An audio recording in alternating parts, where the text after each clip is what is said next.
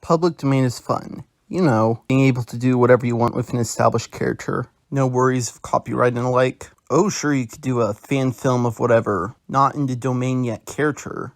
But now you could justifiably make money off it without connection to a studio. Less loopholes, theoretically more freedom. A recent case of this being in effect is Winnie the Pooh being public domain. So now instead of being the same childish-like romp, it's now in some horror film. Maybe that's not the best example. Consider it some of the pent-up feelings being let out from Vic's strained hold on it. Mickey's time will soon come. So anyway, various DC characters will start becoming public domain, with Superman first in about 10 years around 2023, and others to eventually follow suit. This is kind of a big deal since within the cinematic movie landscape, they kind of been fumbling with these characters. The HBO Max stuff sounds insane. 95 years is too damn long, but sooner or later, they'll get their freedom. There's a lot I could really go into, but I figure I'd break down in 5 notable observations. I'm sure there'll be some wiggle room once some of the characters start becoming more public domain. Look at how the MCU handled the rights to some of its characters, but this is roughly how I see it now. So with that out of the way, let's begin. Number 1. Start off Superman with no flying. Roughly how this works is with however the character was at the time with a slight sliding scale. So it's worth noting that when Superman was first introduced, he technically didn't fly, just leaps above the tallest building. And that is honestly just fine. I kind of like this. And keep in mind, like 1 or 2 years later, he does eventually fly. Whoop-de-doo. This would also be before nearly any other DC hero, so what else is there to really compare to? I'm perturbed by things like Kryptonite, because they're easy, dumb, plot-contrived reasons. Just live with, but something like this I'm totally okay and fine with. Because it is basically Superman's powers, just with a little less majesty. Honestly, I bet these super jumps could be pretty cool. He could sort of method himself where it doesn't leave super impacts and, basically feels like flying with style.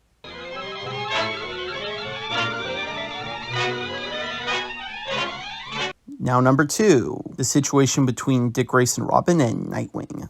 With the way this is structured, most of these will cover a specific hero, and logically Batman would be the next one, but this guy's had so much exposure, it's really hard to think of what a new angle would be. But here's someone I have more opinion on. Le Robin. So Dick Grayson Robin came on the scene around the same time as Batman himself. So he'll be roughly in the same first bunch become public domain. His later mantle Nightwing, however, came about 40 years later. Holy. There's a lot of other little characters that are created much later within the timeline. So later public domains and less likely to use than the ones that have the ease of becoming. Gotta say, a lot of the Teen Titans, they're gonna have it rough. They having it rough now with whatever TV show and losing movie billing to the edgier Suicide Squad. DC seems to forget they were created for kids for some reason. But anyway, getting back to Dick Grayson Robin, well, I would imagine them clenching hard onto the Nightwing mantle. Maybe a strike a deal could happen, much like what the MCU did with Hulk and Spider-Man, to get some instances of fresh Nightwing. But either way, we are just going to have to get used to Dick Grayson's Robin. Maybe it would encourage people to make less jokes about Nightwing's rear, because, Dick Grayson's first DC child character. Maybe we can make this journey more earned. Number 3, here's an interesting one. A lot of Wonder Woman's villains will become public domain quite close to Wonder Woman's creation. Batman, well, he's a bunch. Like each Scarecrow that's into Batman. With Superman's, well, of course you got Lex. But then when you look at a bunch of other notable Superman villains, Parasite, Metallo, Brainiac, Darkseid, a lot of them are a good at least 15 plus years past Superman's creation. Darkseid, way over there. Wonder Woman, on the other hand, looking at Cheetah, Giganta, Dr. Psycho, Dr. Poison, only a few years off Wonder Woman. That's pretty neat. Heck, Ares is pretty soon. That's like a greater Greek character. But I guess if you care about the comic version. I always thought of Wonder Woman as someone who, as a Greek hero, could face off against Greek gods, my guy. Make her Kratos a whole Mount Olympus. Though honestly, she could use a fair bit of her own on book side. And Color Me Impressed, a lot of these are fairly soon. Her Donna Troy, that's a good whiles away though. Number 4, the legacy status of Green Lantern to Flash. It's kind of interesting. Most DC heroes feel kind of fixed. Like with Superman, you often think Clark, Batman, Bruce, Aquaman, Arthur. Yet for some reason, Green Lantern and Flash have this legacy. I mean, Hal and Barry are often seen as the default, but a lot of people are also attached to Jon Stewart and Wally West, and technically Jay Garrick and Alan Scott are both originals of them. Now this is where it gets interesting. So in the 1940s, they were both created, and it isn't until 1957 and 1959 when Barry Allen and Hal Jordan are both made. That is over 15 years after the first version. This really could be the biggest DC deal once public domain kicks in, behind if Superman has a strong enough start within it. It would direct the attention to them, unless the Barry Wally or Hal John debate. I like a lot of those guys, but compared for original, I'd be curious about those guys and their silly costumes. And there's been a lot of juggling with the other guys' legacies.